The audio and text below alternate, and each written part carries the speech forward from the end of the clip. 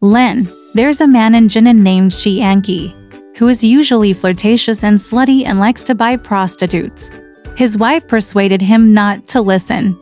His wife, Lin, is beautiful and virtuous. At one point, Lin was captured when a king soldier entered Jinan.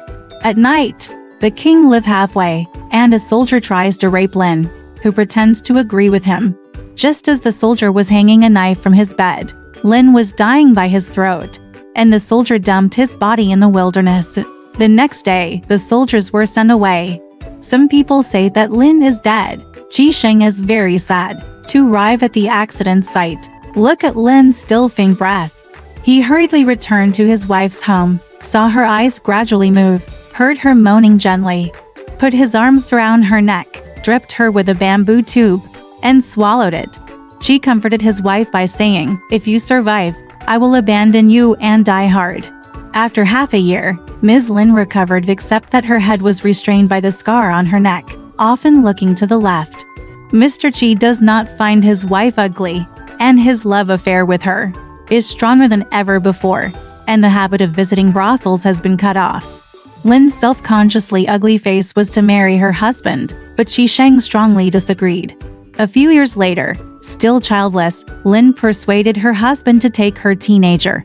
"I have sworn not to find another woman. Can't the ghost hear me?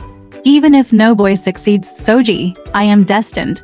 If not, are you too old to have children?" Lin pretended to be ill and left her husband alone in the room, while the young woman hiding slept under Qi's bed holding the quilt.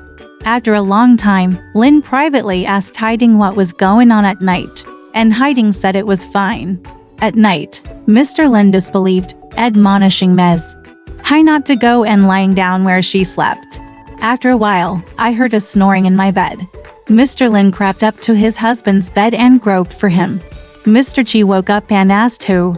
"I'm a begonia," Mr. Lin whispered in his ear. Mr. Qi declined to say, "I have sworn an oath to my wife. I can't change my mind anymore. Do you still need you to come to me, as usual?" Lin just got out of bed. Mr. Qi slept alone. Mr. Lin instructed Mr. Hiding to pretend to be in bed with his husband. Thinking that his wife would never be an uninvited guest in his life, Qi suspected this and touched her neck with his hands. He knew it was a begonia and reprimanded her. Begonia left shyly. The next day, Mr. Qi told Mr. Lin to marry Ms. Hai. "You don't have to be too stubborn. If you get a son, you are lucky," Lin says with a laugh. "If I break the covenant, the spirits will punish me. Do I expect to continue my heir?" The next day, Lin laughed and said to her husband, "It is not always known whether Daffin's family, when they plant their crops, will be spit up, but the usual seeding of the crop will not be wrong. It's time for the evening." Mr. Qi laughs with delight. At night, Lin's daughter-in-law knocked out the lights and asked Hiding to come and lay her in her quilt. "The landowners are here. I'm ashamed that my tools are blunt, and I'm afraid I've let down this good farmland, mister," Qi said in a tease as he went to bed. Begonia didn't speak. Then Qi Sheng started having sex with her. Begonia whispered, "I'm a little swollen here and I can't stand it." And Chick sang and also acts with great care and care.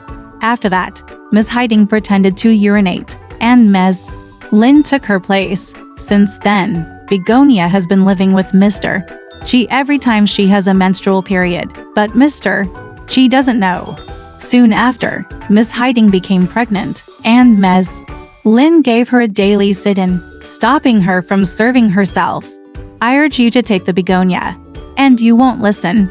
What if one day Crab Apple impersonates me and you're convinced she's pregnant after bed?" Qi Sheng said, "Leave the children and sell my mother." Lin didn't say anything. After a while, Hiding gave birth to a boy. Mr. Lin hired a nanny to raise the baby at his mother's house. 4 or 5 years later, Mr. Hiding had a boy and a girl. And the eldest, Changsheng, was 7 years old and studying at his grandmother's house. Every half-month, Lin goes to see his children on the pretext of walking to his mother's house. Ms. Lin always agreed to Mr. Qi's growing age, prompting her to leave. Begonia missed her children every day, and Lin fulfilled her wish, secretly brushing up her young woman's hair and sending her to her mother's house. "Every day you say I don't want to marry Begonia. Lin told her husband. My mother has a child and has given him begonia. A few more years later, the children are all grown up. On Qi's birthday, Lin was busy preparing a feast for the guests. The years are moving so fast. I don't know it's half my life, Mr. Qi said with a sigh. Luckily, we're all healthy and our families aren't going to freeze or starve. What is missing is the child. You're too stubborn to listen to me. Who's to blame? But it's not hard to get 2 sons, especially one. Mr. Qi said with a smile. Since it's easy to say, tomorrow I'll ask you for 2 sons. Lin said, easy too easy. The next morning, Lin sent a horse and carriage to her home, dressed up to boys and a girl and drove home together.